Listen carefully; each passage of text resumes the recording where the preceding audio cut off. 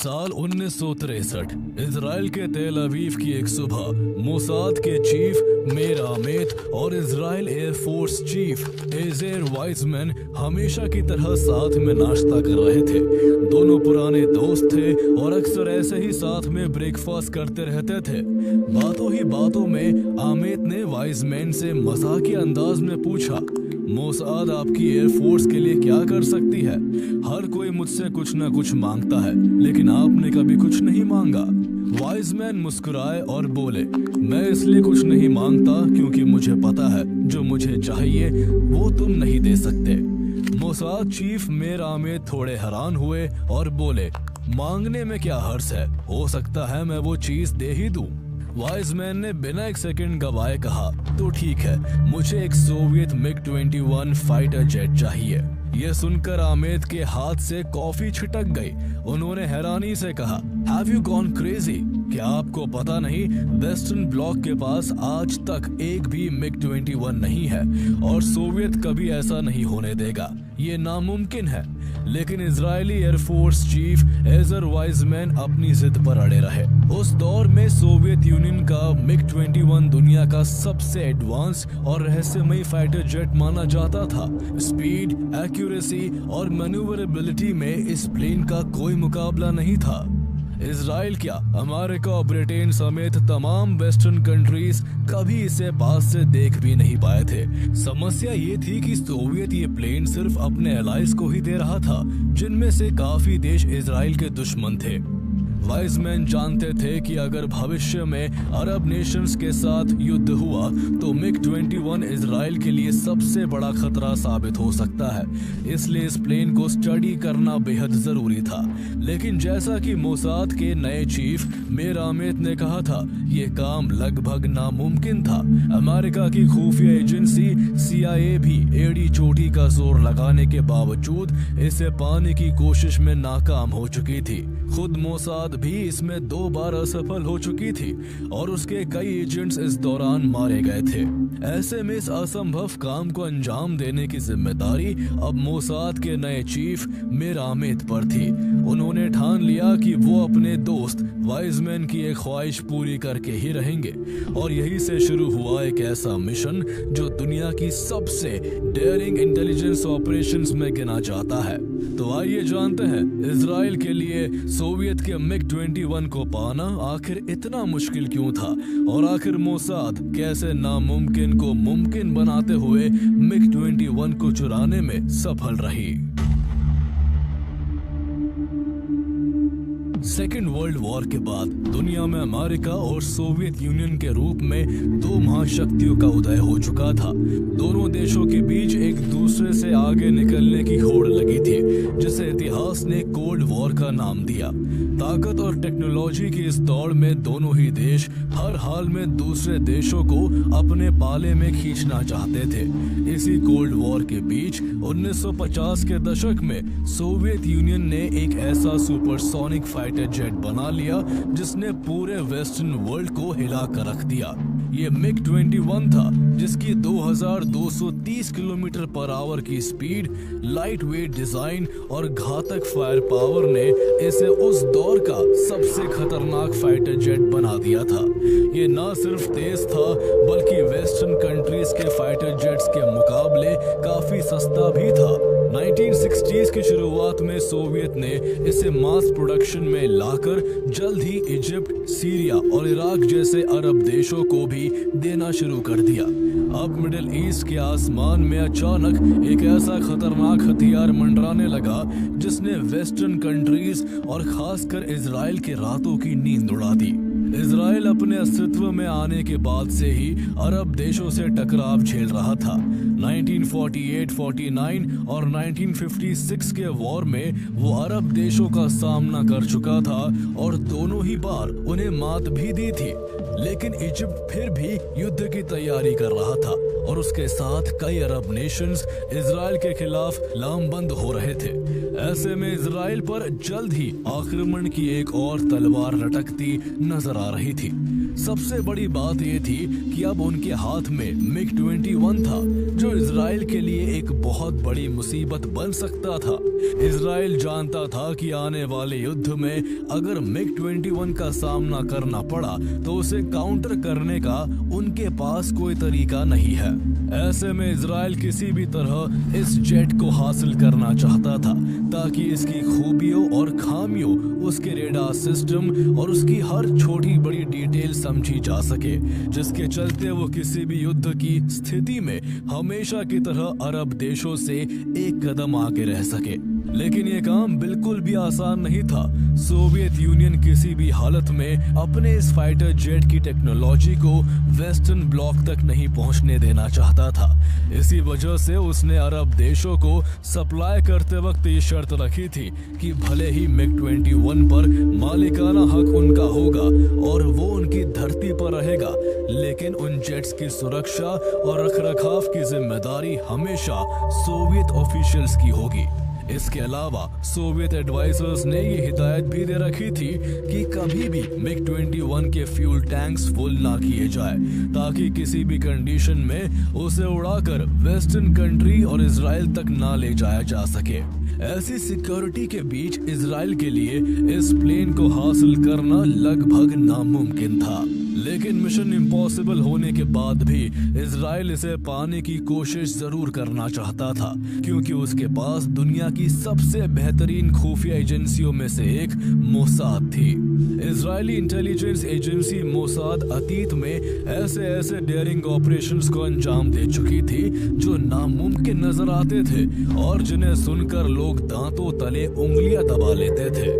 Mossad की इसी साख ने इजरायली गवर्नमेंट को भरोसा दिलाया कि चाहे रास्ता कितना भी खतरनाक क्यों ना हो, चाहे हालात कितने भी मुश्किल क्यों ना हो, वो मिग 21 को हासिल कर सकते हैं। इसी यकीन के साथ साल 1962 में मोसाद ने पहली बार मिग 21 को हासिल करने का मिशन लॉन्च किया। ये पहला मिशन मोसाद इजिप्ट में करता है, जिसके पास सोवियत के ये मिग 21 फाइटर जेट्स थे। इस मिशन का जिम्मा मोसाद एजेंट जीन थॉमस को सौंपा जाता है, जो अपने पिता और कुछ और एजेंट्स के साथ मिलकर इसे आगे बढ़ाते हैं। प्लान ये था कि उन्हें इजिप्शियन एयर फोर्स का एक ऐसा पायलट ढूंढना है जो $1 मिलियन की रिश्वत लेकर मिग 21 को उड़ाकर इजराइल ले आए। इसके लिए थॉमस और उनकी टीम गुपचुप तरीके से इजिप्ट पहुंच जाते हैं। वहां उनकी नजर एक फाइटर पायलट अदीब हन्ना पर पड़ती है। वो पहले हन्ना से दोस्ती करते हैं, उसका भरोसा जीतते हैं और फिर उसे अपना ऑफर दे देते हैं। लेकिन अदीब हन्ना एक कट्टर देशभक्त था, इसलिए उसे अपने दुश्मनों को खत्म करने का एक अच्छा मौका नजर आया। उसने इस डील को मानने का नाटक किया, मगर सीक्रेटली मोसाद एजेंट्स की सारी डिटेल इजिप्शियन अथॉरिटीज तक पहुंचा दी। इसका नतीजा ये हुआ कि जीन थॉमस, उनके पिता और 3 साथी एजेंट्स तुरंत अरेस्ट कर लिए जाते हैं और दिसंबर 1962 में जीन थॉमस और उसके पिता को भरे बाजार में बीच चौराहे पर फांसी पर लटका दिया जाता है। बाकी 3 एजेंटों को लंबी जेल की सजा सुनाई जाती है और इस तरह मोसाद का ये पहला मिशन बुरी तरह फेल हो जाता है। लेकिन इतनी बड़ी नाकामी के बावजूद मोसाद हार नहीं मानती है और कुछ ही समय बाद वो अपनी दूसरी कोशिश इराक में करती है। इस बार मोसाद के निशाने पर 2 इराकी पायलट्स होते हैं। मोसाद ने उन्हें अपने जाल में फंसाने की पूरी कोशिश की। शुरू में वो मान भी गए, लेकिन मिशन का टाइम आने पर वो दोनों मिशन से पीछे हट जाते हैं। अब मोसाद के सामने नई मुश्किल थी। उसे डर था कि कहीं ये दोनों पायलट्स इराकी अथॉरिटीज के सामने उनका प्लान एक्सपोज ना कर दे। इजिप्ट में वो पहले ही अपने साथियों को खो चुके थे। इस खतरे को देखते हुए मोसाद ने दोनों पायलट्स को खत्म कर दिया ताकि इराक में उनकी मौजूदगी का राज हमेशा के लिए दबा रहे। एक के बाद एक 2 नाकामी ने मोसाद और इजरायली गवर्नमेंट को अंदर तक झकझोर कर रख दिया। अब उन्हें कहीं से भी मिग 21 हासिल होता नजर नहीं आ रहा था। ये काम इतना मुश्किल था कि अमेरिका, जो खुद भी MiG-21 को पाने के लिए बेताब था, इसे पाने की हर कोशिश कर चुका था, लेकिन सब कोशिशें नाकाम साबित हुई। CIA का नेटवर्क भी इसमें उसकी कोई मदद नहीं कर सका, लेकिन इजराइल हार मानने को तैयार नहीं था। इस कहानी में असली मोड़ तब आता है जब 25 मार्च 1963 को मीर आमेद को मोसाद का नया चीफ बनाया जाता है। उनकी इजरायली एयरफोर्स के चीफ एजर वाइजमैन के साथ काफी अच्छी दोस्ती थी। एजर वाइजमैन हमेशा एक अलग ही ख्यालों में डूबे रहते थे। हर पल उनके दिमाग में MiG-21 घूमता रहता था, लेकिन वो अपनी चिंता को कभी भी अपने दोस्त मीर आमेद के सामने जाहिर नहीं करते थे। आखिर एक दिन उन्होंने अपनी चिंता आमेद के सामने रख दी। उन्होंने साफ कहा कि इजराइल को हर हाल में एक MiG-21 चाहिए। आमेद ने पहले इसे नामुमकिन बताया, लेकिन वाइजमैन अड़े रहे। उन्होंने कहा, आपको MiG-21 को पाने में कोई भी कसर नहीं छोड़नी चाहिए। मीर आमेद ने उसी पल ठान लिया कि चाहे कुछ भी हो जाए, वो MiG-21 को हासिल करके रहेंगे। उनके लिए अब MiG-21 सिर्फ एक फाइटर जेट नहीं रह गया था, बल्कि इजराइल की प्रतिष्ठा और मोसाद की साख का सवाल बन चुका था। मीर आमेद को ये बात अच्छी तरह से पता थी कि उनके लिए ये मिशन आसान नहीं होने वाला है, क्योंकि मोसाद को इस काम में पहले ही 2 बार नाकामी मिल चुकी थी। उन्होंने इसका जिम्मा इंटेलिजेंस ऑफिसर रिहाविया वर्दी को सौंपा, जो पहले भी MiG-21 को चुराने की कोशिश कर चुके थे। वर्दी काम संभालते ही सबसे पहले कुछ अरब देशों में अपने जासूस भेजते हैं। मिशन साफ था, उन्हें इन देशों में एक ऐसा पायलट ढूंढना था जो किसी भी शर्त पर इजराइल के लिए काम करने के लिए राजी हो जाए। मोसाद के जासूस काम में लग जाते हैं और कुछ समय बाद उन्हें योसेफ शेमेश नाम का एक शख्स मिलता है जो उनके काफी काम आ सकता था। योसेफ शेमेश इराक का रहने वाला था और एक यहूदी था। वो हमेशा से इजराइल के लिए कुछ करना चाहता था। योसेफ शेमेश की एक गर्लफ्रेंड थी जिसकी बहन की शादी एक क्रिश्चियन पायलट मुनीर रेदफा से हुई थी, जो इराक एयरफोर्स में MiG-21 उड़ाता था और अपने देश के बेहतरीन पायलट्स में गिना जाता था। लेकिन मुनीर रेदफा के दिल में इराक के लिए गहरी नाराजगी थी। इसकी वजह उसका धर्म था। वो क्रिश्चियन था और इराक एक मुस्लिम मेजॉरिटी देश है, जिस वजह से इराकी अथॉरिटीज ने उसे साफ कह दिया था कि वो चाहे कितना भी अच्छा पायलट हो, उसे कभी भी प्रमोट करके स्क्वाड्रन लीडर नहीं बनाया जाएगा। उसके साथ ही ऑफिसर्स भी उसके क्रिश्चियन होने की वजह से उसको हमेशा शक की निगाहों से देखते थे। मुनीर रेदफा जहां इस भेदभाव की वजह से इराकी अथॉरिटी से नाराज था, तो वही उसे इस बात का गुस्सा भी था कि उसे कुर्दिश विलेजेस में बम गिराने का आदेश दिया जाता था। कुर्द लोग भी क्रिश्चियंस की तरह इराक में माइनॉरिटीज थे, इसलिए मुनीर रेदफा उनसे सिंपैथी रखता था। लेकिन सिस्टम के हाथों मजबूर होकर उसे कुर्द गांवों में बम बरसाने पड़ते, जिनकी चपेट में आकर सैकड़ों बेगुनाह लोग मारे जाते थे।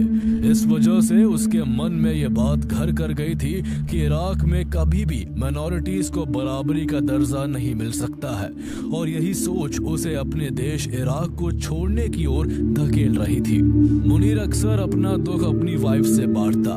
उसकी वाइफ ये सब बातें अपनी सिस्टर को बताती और वो ये सारी बातें अपने बॉयफ्रेंड योसेफ शेमेश के साथ शेयर कर देती थी। इस तरह योसेफ शेमेश मोसाद को काफी काम का आदमी लगा, इसलिए उसे जल्द ही इस ऑपरेशन से जोड़ लिया गया। इसके बाद शेमेश मुनीर रेदफा को मोसाद के ऑपरेशन का हिस्सा बनाने में जुट जाता है। 1 साल के अंदर वो मुनीर रेदफा का इतना भरोसा जीत लेता है कि उसको लगने लगा कि शेमेश उसका सबसे बड़ा हितैषी है। इसके बाद योसेफ शेमेश मुनीर रेदफा को ग्रीस चलने के लिए मना लेता है, ताकि मोसाद के मकसद से उसे रूबरू करवा सके। लेकिन एक फाइटर पायलट के लिए अचानक देश छोड़ना आसान नहीं था, क्योंकि इराकी इंटेलिजेंस सर्विस मुखबरत हमेशा इन पर नजर रखती थी। ऐसे में मुनीर रेदफा ने एक झूठी कहानी गढ़ते हुए इराकी अथॉरिटी से कहा कि उसकी पत्नी गंभीर बीमारी से जूझ रही है और उसका इलाज सिर्फ ग्रीस में हो सकता है। चूंकि इंग्लिश बोलने वाला वो अपनी फैमिली का इकलौता मेंबर है, इसलिए पत्नी की देखभाल के लिए उसे भी साथ जाने की परमिशन परमिशन दी जाए। ऐसे में इराकी अधिकारियों को किसी तरह का शक नहीं हुआ और उसे इजाजत मिल गई। इस तरह रेदफा अपनी वाइफ के साथ ग्रीस पहुंच जाता है। ग्रीस में मोसाद ने मुनीर रेदफा से मिलने और उसे मिशन के लिए मनाने के लिए इजरायली एयरफोर्स के पायलट कर्नल जेव लेरॉन को भेजा। चूंकि मुनीर रेदफा इस पूरे ऑपरेशन का सबसे इम्पोर्टेंट किरदार था, इसलिए मोसाद ने उसका कोड नेम यहालोम रखा, जिसका मतलब डायमंड होता है। और यही से मोसाद के इस खतरनाक मिशन ऑपरेशन डायमंड की शुरुआत हो जाती है। कर्नल जेव लेरॉन मुनीर रेदफा के सामने खुद को पोलैंड का पायलट बताते हैं और जल्द ही उससे दोस्ती कर उससे अक्सर मिलने लगते हैं। जब भी दोनों मिलते, इराक में माइनॉरिटीज के साथ हो रहे भेदभाव पर खूब बातें होती। एक दिन रेदफा ने उनसे कहा, जब जब मुझे कुर्दिश विलेज पर बम बरसाने को कहा गया जहां सिर्फ औरतें, बच्चे और बूढ़े बचे थे, तब तब मेरे दिल से आवाज आई कि मैं एक गलत देश का हिस्सा हूँ और मुझे इसे छोड़ देना चाहिए। लेरॉन ने सही मौका देखते हुए कहा, तुम अगर अपने फाइटर प्लेन के साथ किसी दिन इराक से बाहर चले आओ तो क्या होगा? रेदफा ने बिना एक सेकंड की देरी किए जवाब दिया, वो मुझे मार डालेंगे। कुछ सेकंड का पॉज लेकर उसने आगे कहा, और अगर मैं बच भी निकला तो कोई भी देश मुझे शरण नहीं देगा। ये सुनकर लेरॉन ने कहा, एक देश है जो बाहें खोलकर तुम्हें गले लगाएगा और वो देश है इजराइल। इसके बाद लेरॉन ने अपनी सच्चाई उजागर कर दी और कहा, वो पोलैंड के नहीं बल्कि इजरायली पायलट है। उन्होंने फिर मुनीर रेदफा को मोसाद से जुड़ने का ऑफर देते हुए कहा कि अगर वो इराकी MiG-21 को उड़ाकर इजराइल ले आए तो इसके बदले उसे $1 मिलियन का इनाम और पूरे परिवार सहित इजराइल में एक सुकून भरी जिंदगी दी जाएगी। लेरॉन के मुंह से बातें सुनकर मुनीर एक पल के लिए सन्न रह गया और कुछ पल के लिए वहां सन्नाटा छा गया। मोसाद चीफ मेरामेत ने पहले ही लेरॉन को इंस्ट्रक्शन दिया था कि रेदफा को पहले $1 मिलियन की रकम ऑफर की जाए और अगर वो ना माने तो झट से उस रकम को डबल कर दिया जाए। मुनीर रेदफा ने फैसला लेने के लिए सुबह तक का वक्त मांगा। इसके बाद मोसाद अधिकारी मुनीर रेदफा के जवाब का बेसब्री से इंतजार करने लगे। उन्हें पहले ही 2 बार नाकामी हाथ लग चुकी थी और एक मौके पर उनके एजेंट्स को अपनी जान भी गंवानी पड़ गई थी। लेकिन इस बार मोसाद को अपना तीर निशाने पर लगता दिख रहा था, क्योंकि मुनीर रेदफा ने उनके ऑफर को ठुकराया नहीं था। हालांकि फिर भी मुनीर रेदफा के मन में तरह तरह के सवाल उठ रहे थे। रात भर वो करवटें बदलता रहा। जहां वो एक तरफ अपने देश से गद्दारी के बारे में सोच रहा था, तो दूसरे ही पल उसके दिमाग में इराक में माइनॉरिटी के साथ खुले तौर पर हो रहे भेदभाव और इसके चलते उसे प्रमोशन न मिलने की बात घूम रही थी। इसी कश्मकश में सुबह होने तक मुनीर रेदफा अपने नतीजे पर पहुंच गया और उसने मोसाद का ऑफर एक्सेप्ट कर लिया।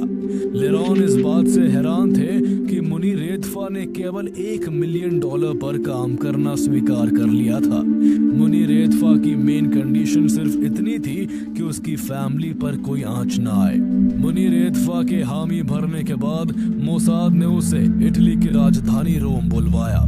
यहाँ इजरायली एयरफोर्स के इंटेलिजेंस ऑफिसर यहूदा पोरात ने मुनीर रेदफा को पूरा मिशन समझाया कि उन्हें जरूरत पड़ने पर इजराइल के साथ सीक्रेटली कम्युनिकेट कैसे करना है, मिशन को कब अंजाम देना है और पूरे ऑपरेशन को कैसे आगे बढ़ाना है। यहाँ ये भी तय हुआ कि जब पूरी तैयारी के बाद मुनीर रेदफा इजराइल के रेडियो स्टेशन कोल से मशहूर अरबी गाना मरहबते मरहबते सुने तो समझ जाए कि अब उसका इराक छोड़ने का वक्त हो चुका है। रोम के बाद मुनीर रेदफा को एक सीक्रेट ट्रिप पर इजराइल भी बुलाया जाता है। यहाँ उसे कुछ सीक्रेट कोड्स के बारे में समझाया जाता है। इराक से इजराइल MiG-21 लाने के लिए उन्हें न केवल इराक को बल्कि दोनों देशों के बीच में पड़ने वाले जॉर्डन को भी क्रॉस करना था। इसलिए मोसाद ऑफिसर्स उन्हें एक जिग-जैग रूट से भी इंट्रोड्यूस करवाते हैं, जिसे फॉलो करके MiG-21 को इजराइल तक लाना था, क्योंकि सीधी रूट से उड़ान भरने पर इराकी और जॉर्डेनियन रेडार रेदफा की गलती पकड़ सकती थी और उसे MiG-21 के साथ शॉट डाउन कर सकती थी। सारी प्लानिंग समझने के बाद मुनीर रेदफा वापस इराक लौट आता है। अब मोसाद के सामने सबसे बड़ी चुनौती रेदफा के फैमिली मेंबर्स को इराक से सुरक्षित बाहर निकालने की थी। मुनीर की शर्तें सिर्फ अपने बीवी बच्चों और माँ बाप को बाहर निकालने की नहीं थी, बल्कि वो अपनी कई सिस्टर्स और ब्रदर्स इन लॉस को भी इराक से बाहर लाना चाहता था, ताकि उसके बाद उसके परिवार में किसी पर भी कोई आंच न आए। लेकिन एक साथ एक एयरफोर्स ऑफिसर के पूरे परिवार का इराक छोड़ना इराकी इंटेलिजेंस सर्विस मुखबरत की नजर में शक पैदा कर सकता था।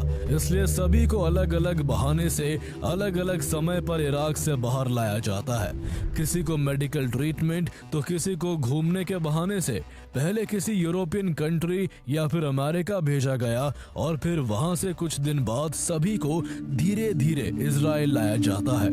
इस वक्त तक मुनीर रेदफा ने अपने घर में किसी को भी नहीं बताया था कि आखिर वो क्यों सबको इराक से बाहर भेज रहा है। सभी को यही पता था कि वो सिर्फ कुछ दिन के लिए विदेश घूमने आए हैं। इसी वजह से इस दौरान एक बड़ा हंगामा हो गया। मुनीर रेदफा की वाइफ कैमिला और उसके दोनों बच्चों को जब इजराइल भेजने के लिए पहले इराक से एम्स्टर्डम और फिर वहां से पेरिस पहुंचाया गया, तो उसकी मुलाकात इजरायली पायलट कर्नल ज़ीव लेरॉन से होती है, जो इस पूरे ऑपरेशन की मॉनिटरिंग कर रहे थे। मुनीर की वाइफ कैमिला को भी अब तक पता नहीं था कि उसका पति इजराइल से हाथ मिला चुका है। लेकिन इजराइल उड़ान भरने से पहले कर्नल ज़ीव लेरॉन ने मुनीर रेदफा की पत्नी के सामने पूरी सच्चाई खोल दी। कैमिला को एक बार के लिए विश्वास नहीं हुआ, लेकिन जब उसे यकीन हो गया कि उसका पति इजराइल के लिए काम कर रहा है, तो उसका गुस्सा 7वें आसमान पर पहुंच गया। वो इजरायली अधिकारी के सामने रोने चिल्लाने लगती है और कहती है, मेरा पति गद्दार है। ये बात जब मेरे भाइयों को पता चलेगी तो वो मुझे भी मार डालेंगे। कैमिला ने एक बार तो इराकी एम्बेसी से कनेक्ट करने और अपने पति का सारा प्लान बताने की धमकी भी दी, लेकिन उसे इजरायली ऑफिसर्स ने यह कहकर शांत किया कि उसके ऐसा करने पर इराक उसके पति को फांसी के फंदे से लटका देगा। इस तरह जैसे तैसे बारी बारी से मुनीर रेदफा की बीवी, बच्चे, माँ बाप और उसके सभी रिलेटिव्स को सेफली इजराइल पहुंचा दिया गया। मुनीर रेदफा की सभी डिमांड पूरी कर दी गई थी और अब बस ऑपरेशन डायमंड को अंजाम देने का इंतजार था। अगस्त 1966 की शुरुआत में इजरायली रेडियो स्टेशन पर मरहबते मरहबते ट्यून बजती है, जिससे ये साफ हो गया कि मुनीर रेदफा का मिग-21 के साथ इराक छोड़ने का समय अब आ चुका है। इस दौरान सबसे बड़ी समस्या फ्यूल की थी। इराक से इजराइल की दूरी 900 किलोमीटर है और सोवियत एडवाइजर्स की सलाह पर इराकी ग्राउंड स्टाफ कभी भी मिग-21 का फ्यूल टैंक फुल नहीं करते थे। हालांकि मुनीर रेदफा ने कई बार देखा था कि इराकी ग्राउंड स्टाफ इस रूल से चिढ़ जाते थे। उन्हें गुस्सा आता था कि अपने देश के पायलट से ज्यादा उन्हें सोवियत एडवाइजर्स की सुननी पड़ती है। मुनीर उनकी इसी बात को ध्यान में रखकर अपना खेल खेलता है। जब भी इराकी ग्राउंड स्टाफ उसके प्लेन में फ्यूल कम डालते, तो वो उन्हें ताना मारते हुए कहता, क्या तुम अपने ही पायलट्स की परवाह नहीं करते? हम जान देकर देश की रक्षा करते हैं और तुम सिर्फ सोवियत की हाँ में हाँ मिलाते हो।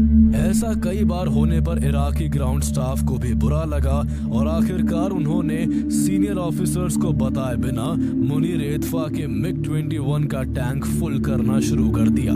अब सब कुछ तैयार था और एक एक चीज मोसाद और रेदफा के बनाए प्लान के मुताबिक चल रही थी, लेकिन किस्मत अभी और इम्तिहान लेने वाली थी।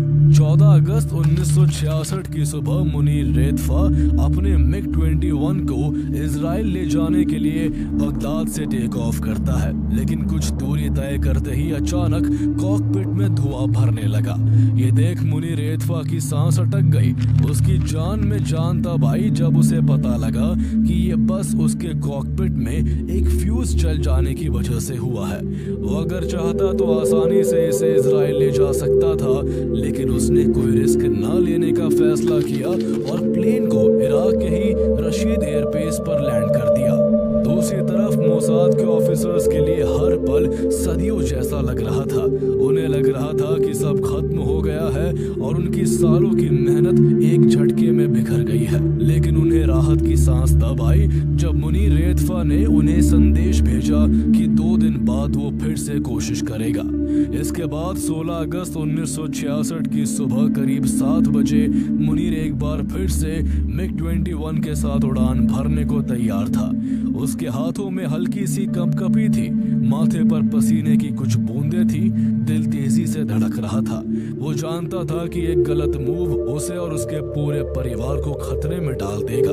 कुछ देर बाद उसने खुद को संभाला और प्लेन के थ्रॉटल को आगे बढ़ा दिया।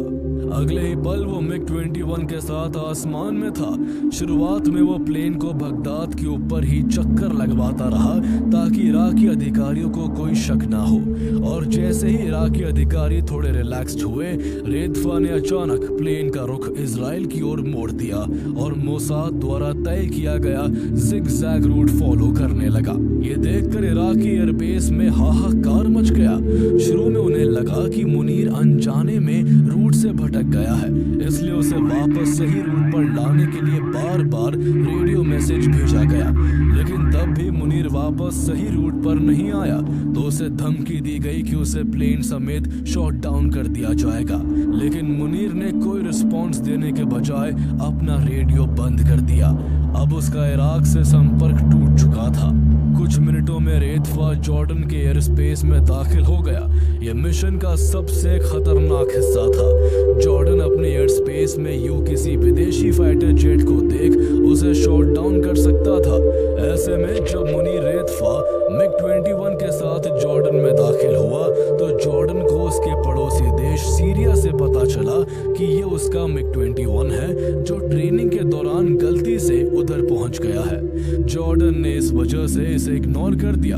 ऐसा माना जाता है कि मोसाद ने सीरिया के सिस्टम को हैक कर लिया था और सीरियन अथॉरिटी बनकर जॉर्डन को झूठी कहानी बताई थी। इस तरह मुनीर रेतफा खुद को जॉर्डेनियन एयरफोर्स से बचाते हुए बगदाद से उड़ान भरने की ठीक 65 मिनट बाद सुबह के 8 बजे MiG-21 के साथ इजराइल की सीमा में दाखिल हो जाता है। इजरायली एयरफोर्स ऑफिसर्स को पहले ही सख्त आदेश दिए गए थे कि आज अगर उन्हें उनके एयर स्पेस में कोई विदेशी फाइटर जेट दिखाई दे तो वो उसको शॉट डाउन ना करे। इस दौरान 2 इजरायली मिराज फाइटर जेट भी सीमा पर एस्कॉर्टिंग के लिए तैनात थे। MiG-21 के सीमा में दाखिल होते ही मिराज जेट में मौजूद इजरायली पायलट रैन पेकर बेस को संदेश भेजते हैं, हमारा मेहमान अब हमारी सीमा में है। इसके बाद MiG-21 हेडजर एयरबेस पर सेफली लैंड करता है। रनवे पर जैसे ही प्लेन रुका, मोसाद और इजरायली एयरफोर्स के अधिकारियों ने राहत की सांस ली। किसी की आंखों में खुशी के आंसू थे तो कोई खुशी से झूम रहा था और एक दूसरे को गले लगा रहा था। वो मिशन जिसे नामुमकिन माना जा रहा था वो अब हकीकत बन चुका था। ऑपरेशन डायमंड पूरा हो चुका था। मोसाद ने दुनिया को दिखा दिया था कि उसकी क्या काबिलियत है। इजराइल में लैंडिंग के तुरंत बाद मुनीर रेतफा को बेस कमांडर के एक घर ले जाया गया। वहां कई सीनियर ऑफिसर्स पहले से मौजूद थे। माहौल पहले से ही संगीत और उत्साह से भरा हुआ था। लोग खुशी से झूम रहे थे और देखते ही देखते वो खुशी एक पार्टी में बदल गई। लेकिन इस पूरे माहौल के बीच मुनीर रेतफा चुपचाप एक कोने में गुमसुम बैठा रहा। उसके चेहरे पर गहरी थकान और आंखों में बेचैनी साफ झलक रही थी। पार्टी के बाद उसे एक प्रेस कॉन्फ्रेंस में ले जाया गया जहां उसने दुनिया के सामने खुलकर बताया कि किस तरह इराक में क्रिश्चियन और कुर्द लोगों पर जुल्म ढाए जा रहे हैं। इसके बाद जब उसे उसके परिवार से मिलवाया गया तो उसका दिल टूट गया। वहां मुनीर का साला भी मौजूद था जो उसे देखते ही भड़क उठा। उसने पहले तो उसे गद्दार कहकर बेइज्जत किया और फिर उसे मारने की कोशिश भी की। मुनीर को उम्मीद थी कि उसका परिवार उसे समझेगा, लेकिन परिवार के इस रवैये ने उसके भीतर की घुटन और भी बढ़ा दी और वो धीरे धीरे भीतर से टूटने लगा। कुछ दिनों बाद इजराइल में सभी सीनियर ऑफिसर्स की मौजूदगी में MiG-21 का फ्लाइट टेस्ट किया गया। जब टेस्ट पायलट ने उड़ान भरकर सुरक्षित लैंडिंग की तो वहां मौजूद लोगों ने तालियों की गड़गड़ाहट से उसका स्वागत किया। ये वेस्टर्न ब्लॉक के लिए गेम चेंजर था। इजराइल के पास अब न केवल MiG-21 था, बल्कि उसे अब उसकी सभी खूबियों और खामियों की जरूरी समझ भी थी, क्योंकि अमेरिका खुद भी MiG-21 को पाने के लिए बेताब था। इसलिए उसने इजराइल से इसका एक्सेस मांगा। इसके बदले में इजराइल ने अमेरिका से सोवियत की SAM-2 मिसाइल की टेक्निकल फाइल्स की डिमांड रख दी।